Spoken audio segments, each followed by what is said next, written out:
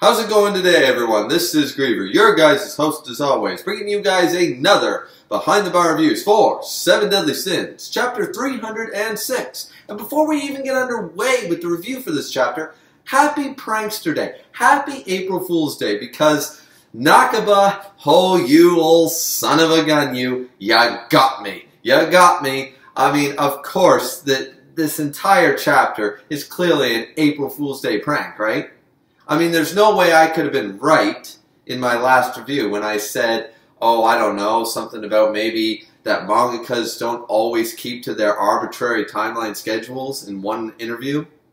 Something about everyone claiming that August has to be the end of 7 Deadly Sins off of one interview. Yeah, something about that didn't stick with me very well. And, I mean, there's also no way I could have been right about the fact that, you know, the series' last chapter really felt like a shonen ending, you know, evidence being Naruto, Bleach, Toriko, Beelzebub, Medica Box. I can keep going, but you get the picture. But, I mean, once again, of course I'm not right, because this chapter is clearly an April Fool's Day prank. The mangaka has outdone himself. Nakaba has outdone himself, and this entire chapter is clearly an April Fool's Day prank. There is no, I mean, it's not the real thing, right? Right? I mean, look at me, I'm pulling a prank. It's Monday, and I'm drinking, and I don't drink. Oh, yeah.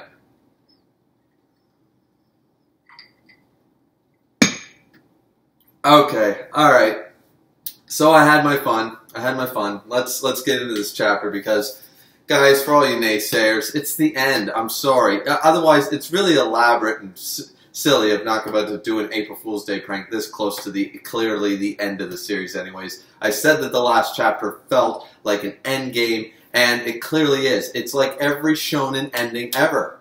They're all rushed. Why does everyone think that everything's going to be tied up? That the Supreme Deity and the Sinner, and we're going to get a lot more stuff. And what about Kath, the Cake Sith thing of with Arthur? What about Arthur himself? What about this? What about that? What about Escanor's backstory? Guess what? It's all pushed. It's all pushed to the wayside, guys. It's a rushed ending. It's what happens in every shonen.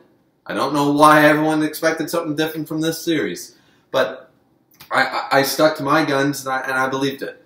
I believed that this series was ending, and clearly, by the looks of this, it is. Assuming, once again, there is room for doubt. It is released on April 1st. There's room for doubt, of course, and a lot of people will say it up until we get that final chapter, but it really feels like that. Because, I mean, here at the beginning of the chapter, we see Bartra and Slater. Haven't seen them for a while. Whatever happened with the whole Dreyfus using full-size thing, another plot line that's never going to go anywhere, just something to look cool in a random spot in a chapter. The demons basically are attacking still. They stop their attack, they halt it, and they basically peace. Which is ironic because here we have Zeldris gonna, apparently according to the Demon King in the last couple chapters, saying that he actually wanted to create a peaceful world. He didn't want any of this. He just wanted Gelda, peace out, take the throne, and just kind of live in peace and try to reconstruct the demon realm and just stop the war sort of idea. He's got no interest in the war. And then, of course, we have the fact that the Demon King has been vanquished. Now, a lot of people will say translation issue, that maybe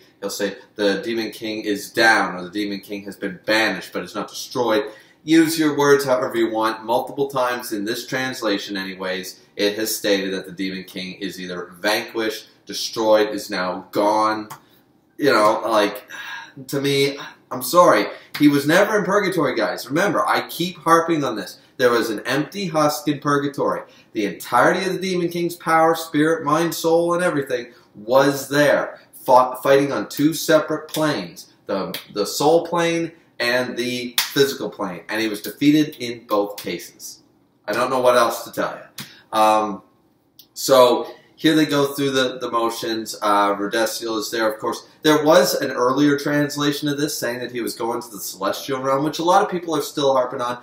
I'm not going to say yay or nay because it seems like Mal's not really all that upset, neither is Elizabeth.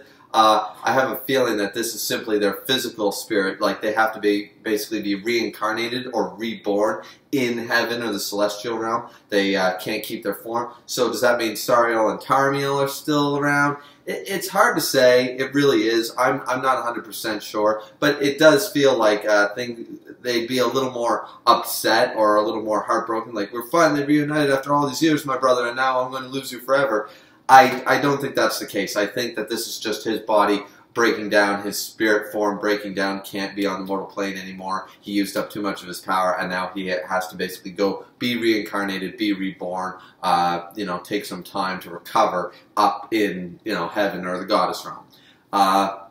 Either way, that's kind of irrelevant because I don't think we'll ever go there in this series. The rest of it simply states, like, Rudessiel's character having its change of heart stuff, kind of trying to wrap up a loose end there with his genocidal tendencies.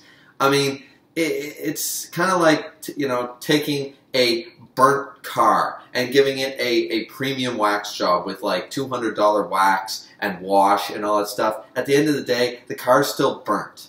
You still, like, the car's not good. The body is broken. You can't just shine it up anymore. It's at a fundamental level, it's not going to shine up anymore. You can't fix that with just a little bit of shine wax, you know what I'm saying? So in this case, that's how I feel Rudessiel's character has been treated. He's been built up as this genocidal maniac who's all about the Holy War, all about the Holy War. He can't forgive the demons, he can't do this, he can't do that. And, here at the end, he basically is saying, yeah, well, we're taking one step towards demons. And then he says to Elizabeth, like, don't forget I even said that. I'm just tired of this pointless holy war. It's like, dude, pointless. So one day, you were all gung-ho for over 3,000 years, and one day changes your entire perspective.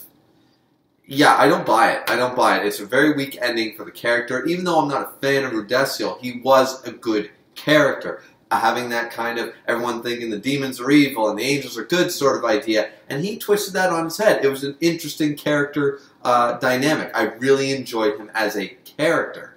I just didn't personally like him. But as a character, he was well written, but this feels like rushed, and this just feels, okay, we're just trying to taper on that he's not all bad just here at the end. Like, make sure he has some redemption qualities before he dies or gets reincarnated or however you want to spin it. I didn't really like it. Once again, I didn't really care for that. And then, of course, Elizabeth goes on. Everyone's like, Mal says, oh, it's all thanks to the sins. Demon King has been vanquished. Holy War is apparently far from over, even though the Demon King's gone. Zeldris wants to create a new world and stuff with everyone happy, assuming he's still alive. Most of the 10 Commandments have been destroyed, and the demons basically just all pieced from their attack. I don't see how Rudessiel says the Holy War is far from over in this case, because pretty much is by the looks of it. But that being said, whatever. Could be a translation thing. I don't know. Then they go on to say, Escanor gets all happy and starts doing his sing-song thing, his poem, as his poetic side starts to come out. And I enjoy that and stuff. And I'm like, yo, Escanor, go back to Mal and be like, yo, bud, you borrowed that power. Can I have it back now? Can I have my power back? I really kind of wanted to see something like that, but of course we don't. And basically they're talking about, oh, well, Elizabeth, the curse, one day left, blah, blah, blah. It's great that Bond's back. It's great that Meliodas is back. Great that we defeated the Demon King, blah, blah, blah. But what else can we do? And where's Zeldris? Can someone go heal the goat, please? Like, jeez. And you think Meliodas would be a little more concerned about his younger brother, the one that, he betrayed and feels terrible about betraying this whole time. He's laying there bleeding on the ground. You think he'd go over and make sure he was okay, or ask Elizabeth to use Invigorate or something. Which begs the question, does Invigorate work on demons? Well, I suppose it does because it works on Meliodas, so whatever. And here's where Meliodas just basically pops out and says, oh, yeah, no, I can break the curse, don't worry about it. Because they all thought, of course, they lost his power. And this brings up something I asked at the end of the last chapter review. I said, well, does the demon, does he have the commandments? Does he not? And if he does not, where did they go? And if he does that mean he can still break the curse? Does this mean the Demon King's still alive? Or does Meliodas have full control? Clearly, he's got full control. I don't like the fact that he literally, I liked his adult form. I missed that. And the fact that he goes into this form after he says, yo, I still have the powers, I can break the curse. And you can make all your theories about the glances that Merlin and Bond, we keep getting Merlin and Bond reactions every page in the rest of this chapter. Like, okay, I get it, they're concerned. They think they know something that we're going to theorize about until, well, however many chapters are left in the series. And right here, it's basically like, okay, he goes into the 10 Commandments mode again, but in a chibi form, and I'm like, oh, come on, you couldn't put him back in adult form?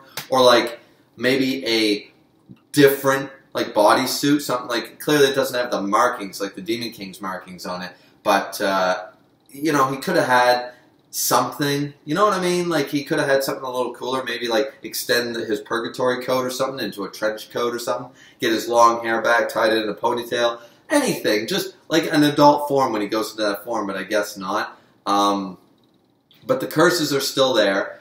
He basically says, I can break them, don't worry about it. And Gother doing one funny thing I did like in this chapter. Gother basically says, like, you shouldn't make jokes like that, Captain. You should learn to read the room. I love that he's going back right to the first time he interacted with all the sins that we saw, and he failed to read the room, and now he's telling everyone, better read the room, better read the room, and better read the room. Like 3 times in the last like 10 chapters he's told someone to read the room. So it's kind of full circle. I don't mind that. I kind of like that. Suffice it to say, the designs for the 2 curses look really cool. Elizabeth's especially, the endless cycle of rebirth or whatever. That looks really interesting, like the constant heads in a never-ending loop, like sort of like the Ouroboros or whatever, the snake that's eating its own tail idea, except this is much more grotesque and fits the theme. I really like that. Meliodas is kind of okay. It looks more like a heart, I guess, like a heart pump or something. And it's supposed to like symbolize that he can't die, like this is his endless supply of heart power or something. I don't know. Suffice it to say, basically Meliodas goes, you know, Merlin reveals the curses, and I'm not going to even get into that. Yes, of course she can reveal the curses because she knows every spell that the Demon King knows, meaning, yeah, blah, blah, blah, whatever. I'm not going to worry about that one. What is so funny is he basically snaps his fingers and destroys the curses, right? And it's supposed to be a really tender moment where, like, will you still love me after all this? He goes, I'm going to love you until you get rid of me. Until you get sick of me, I'm sticking around, Elizabeth. And that's really nice. That's really tender. They're hugging, all that stuff. But they even say, so after all that, breaking those god curses was pretty straightforward and easy. That felt, like, really easy to break God-given curses. And I'm like, that is how all of us feel right now. That is literally how we all feel in this chapter. And one thing I want to bring up, because a lot of people hate on Bleach and stuff and its ending, and for some reason everybody blames the mangaka and the series. Nobody ever blames the editors for giving the mangakas very little time. And I hear a lot of hate for Bleach's ending because of this. Now, the thing is, the last chapter of Bleach, or at least the second last, we see a shot. Now, spoiler alert ahead if you haven't seen Bleach, or read Bleach. We get the Captain Commander, Shusui Kyoraku, and he says something that alludes to what Kubo said, and he says a line about, they shouldn't try to rush this old mountain man, I work at my own pace sort of idea. That was a bit of a, that is considered by a lot of fans to be a jab at Jump, at Shonen Jump and stuff, for not allowing him more time to build a proper ending and have a few more months of chapters to build an ending. A lot of people use that line to say this is Kubo basically taking a shot at the editor, saying, you know, you can't rush a good ending. Like, I only had X number of pages left, and that's just not enough to write a good ending. I feel like this almost, the moment I read that and I realized that's what all the fans thought, and everyone thought the same thing at the end part of Bleach, I feel like that literally shot goes out. So maybe something is going on between the editors and Nakaba that we aren't privy to, that we don't know about. I don't know. All I can tell you is this felt very reminiscent of that line, of that pan. It's like, wow, those curses that we spent all this time trying to break, broke pretty easy, didn't they? Yeah. Like, he's breaking the fourth wall to kind of like make a joke at the fact that this is so rushed, that this isn't making much sense. And yeah, I'm not crazy happy about it. Suffice it to say, they're all huggy and, you know, crying and kissy and all that stuff, and everybody's thrilled to beat the band. Clearly, Meliodas won't be allowed back in there anymore. And you guys can make your theories and read between the lines about all the different dialogues and all the 28 glances that Bon and Merlin gave Meliodas when he's talking about the power and stuff and what they're thinking. But at the end of the day, title chapter of 307 is Epilogue 1. Now, once again, this could be an April Fool's joke, but as I clearly stated at the beginning of the review, I don't think it is. I think this is just for some reason, everyone took it on faith, on gold, that a mangaka says one thing in one interview, yeah, about a year, and everyone assumes, well, that interview was in August. That means one more year. It's not August yet. The series can't end. I've seen timelines from Oda. How many times did he promise the year of Sanji, or one was going to start soon, or that One Piece would only be 5 years long? There are so many promises that Oda alone has made. We're not even going to get into Kubo and Mashima and all the other mangakas out there that make promises and timelines and deadlines and editors too. Never take that on faith, ladies and gentlemen. Never say that that's 100% concrete, because it just never is. And clearly here we're seeing that. Unless this is a very elaborate April Fool's prank to pull on all his readers, and I don't know why he would do it, this does feel like, no, we're getting Epilogue 1, ladies and gentlemen. I said that the maximum number of chapters left would be about 20, assuming no breaks, and we do reach August. Well, 20 chapters is not long enough to start anything new. We can't get a new villain. We can't get a new bad guy. We can't have a new plot come up. We need to tie up some loose ends. So I would say he's probably got another 5 chapters in him. This series will probably end, if it's Epilogue 1, we're probably ending on 310. We really are. 310, maybe 312, something like that. And that's basically going to be the end of the series, guys. I don't know what else to say about it.